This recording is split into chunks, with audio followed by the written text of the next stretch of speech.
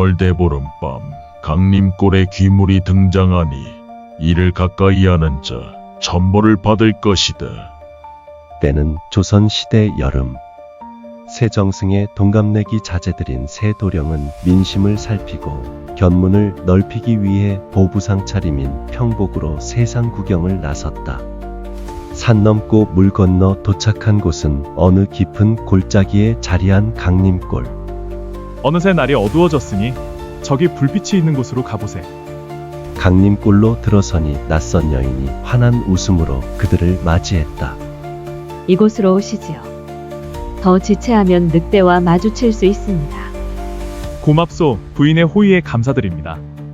세도령은 겸연쩍은 듯 서로를 곁눈질하며 먼저 가라고 눈짓했다. 그러다 도령 한 명이 용기를 내 먼저 문 안으로 들어섰다. 허름한 초가였지만 낯선 여인이 차려준 따뜻한 밥상 덕분에 세도령은 마음의 빗장을 풀었다. 식사 후 노곤해진 세도령은 이내 보따리를 풀고 편히 잠들었다. 새벽달이 기울어지고 집주인 짐가재가 집으로 돌아왔다. 저 사랑방 앞에 웬 신들이요? 용모와 행동거지를 보아하니 어느 정승댁 자제분들 같아요. 혹여 나중에 도움받을 날이 있을지 모르니 미리 밉보이지 않으려 합니다. 정승댁 자제들이라 그럼 이참에 부기를 쥐어야겠군. 부인의 만류에도 불구하고 짐가재는 곤히 잠든 세도령을 칼로 찔러 죽였다. 그리고 그들의 시신을 외양간 바닥 아래에 몰래 매장했다. 그날부터 짐가재와 그의 부인은 세도령이 남긴 보따리 속 값비싼 폐물, 귀한 서책과 엽전 여러 다발을 가로채 하루아침에 부귀영화를 누리게 되었다. 그러던 어느 정월 대보름 밤, 지난밤에 꾼 꿈자리가 뒤숭숭한 부인은 마을에 새 우물이 있는 곳으로 향했다. 꿈속에 아른거리는 것이 꼭 마을의 새 우물처럼 보였기 때문이었다. 찰랑찰랑 무언가 우물 속에서 나는 소리. 그것은 바로 우물 속에서 헤엄치는 금붕어와 은붕어의 물결 소리였다. 부인은 깜짝 놀랐다. 큼지막한 붕어의 크기와 빛깔이 보통의 붕어하고는 달라 보였기 때문이었다. 심지어 붕어는 우물 속에서 살지 않는 물고기 아니던가. 부인은 그 길로 금붕어와 은붕어를 가져가 짐가재 앞에 떡하니 내놓았다. 부인, 대체 이게 무엇이오? 이것 보셔요. 크기와 빛깔이 모두 보통의 것과 다르지요. 제가 이걸 어디에서 구해온 줄 아십니까? 바로 저 마을 우물입니다. 우물. 제가 보기엔 귀물 같아요. 오호, 귀물이라. 그럼 몸에도 좋겠군. 짐가재와 부인은 가지고 온 붕어들을 구워 함께 먹었다. 그날 이후 부인은 태기를 느꼈고 한 번에 새 쌍둥이를 낳았다. 짐가재는 덩실덩실 춤이라도 추고 싶은 심정이었다. 7살이 된 새 쌍둥이는 공부를 시작했고 이른 시일 안에 사서삼경을 모두 통달했다. 영특한 아이들일세. 마을 사람들은 새 쌍둥이를 신동이라 불렀다. 그 후 새 쌍둥이는 과거 시험을 보았고 결국 장원급제하였다. 장원이라니. 우리 아이들이 장원을 했어. 어서 이 소식을 마을에 알립시다. 짐가재는 곧바로 마을에 성대한 잔치를 열었다. 금이 환영하여 돌아온 새 쌍둥이는 허배드리러 사당으로 향했다. 그러나 기쁨도 잠시, 사당에서 절을 올린 새 쌍둥이가 엎드린 채 일어서지 못하는 게 아닌가. 이에 경악한 짐가재와 부인은 한달음에 달려가 보았지만 새 쌍둥이의 입가에는 붉은 피만 흘러내리고 있었다. 깊은 통곡에 짐가재의 가슴이 무너져 내렸다. 그 자리에서 무릎을 꿇은 채 잠시 동안 울부짖으며 새 쌍둥이의 이름을 불렀던 그가 눈을 희번덕거리며 잔치상 위에 우연히 놓인 칼을 집어들었다. 내 아들들이 한날 한시에 모두 죽다니. 분명 저승귀신 삼사제가 내 아들들을 데려간 게 틀림없다. 그리고 이내 가지고 있던 칼을 구경하고 있던 마을 사람들을 향해 크게 휘둘렀다. 이에 놀란 마을 사람들은 도망치기에 바빴고 부인이 말릴 틈도 없이 짐가제는 곧장 관가로 향했다. 제발 제 아들들을 데려간 삼사제를 붙잡아 주시오.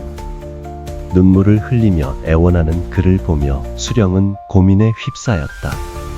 어찌 이승도 아닌 저승귀신을 붙잡을 수 있단 말인가.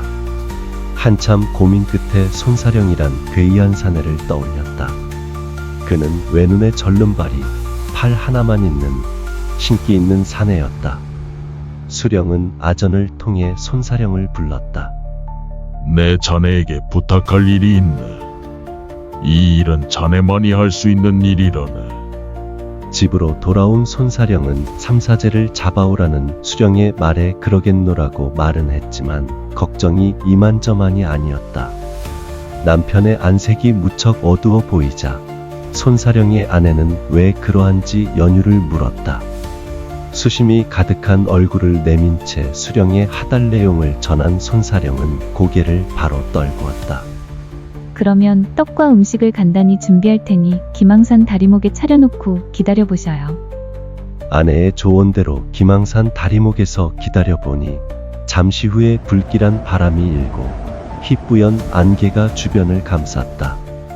무언가 저 멀리에서 다가오는 심상치 않은 존재. 점점 가까이 다가오는 그 형체들은 바로 검은 두루마기에 갓을 쓴 삼차사였다. 강림차사, 일찍차사, 월찍차사. 그들은 눈앞에 차려둔 상을 보자 이내 굿상이 아니라 다른 의도가 있는 상임을 즉각 알아차렸다. 이것들은 우리 먹으라고 차린 고수레가 아니구나. 네, 맞사옵니다. 삼사제가 어디 있는지 알려주시면 원하시는 모든 것을 드리겠사옵니다. 원하는 거라. 좋다. 삼사제를 찾고 싶다면 짐가제의 외양간 바닥을 들춰보아라. 삼차사들의 말을 전해 들은 수령은 포졸들을 이끌고 짐가제의 집으로 갔다. 포졸을 시켜 외양간 바닥을 들쳤더니 그곳엔 썩지 않은 새 도령이의 시신이 여기저기에 널브러져 있었다. 이를 지켜본 짐가제는 자신의 죄가 탄로났음을 본능적으로 직감했다. 곧이어 그는 무릎을 꿇고 손이 닿도록 빌며 살려달라고 애원했다. 그러나 자신의 탐욕으로 사람의 목숨을 한꺼번에 3명씩이나 거둔 죄는 그 어떤 것으로도 용서할 수 없는 무거운 중죄임이 틀림없다. 이후 짐가제는 거열형에 처해졌고 그의 부인은 차명에 처해졌다. 얼마 후 3차사가 불현듯 손사령 앞에 나타났다. 대가를 받으러 왔다. 나를 따라오너라. 손사령이 잠시 뒤를 돌아보며 아내가 있을 집을 향해 잠시 눈길을 주더니 마지못해 3차사 뒤를 따랐다. 해가 뉘엿뉘엿 기울고 어느덧 밤이 찾아왔지만 손사령은 돌아오지 않았다. 단 한 번도 말없이 집에 오지 않은 날이 없었던 손사령이었기에 아내는 그에게 큰 변고가 생겼음을 직감했다. 아내는 온 동네를 찾아 헤맸고 결국 강가에서 손사령의 싸늘한 시신을 발견했다. 그가 3차사 뒤를 따라갔음을 짐작한 아내는 남편을 따라 강물에 몸을 과감히 던졌다. 강림골에는 여전히 외양간의 흔적이 남아있다. 이는 억울한 3명의 원혼이 아직도 평안히 눈을 감지 못한 것일까? 그리고 이후에 우물 안에서 모습을 드러낸 그 귀물들의 존재는 3명의 원혼과 어떤 관련이 있는 것일까? 혹 지부왕 즉 염라대왕에게 자신의 억울한 죽음을 하소연이라도 했던 걸까? 이 모든 의문은 여전히 베일에 쌓인 지하세계에 묻혀 있다.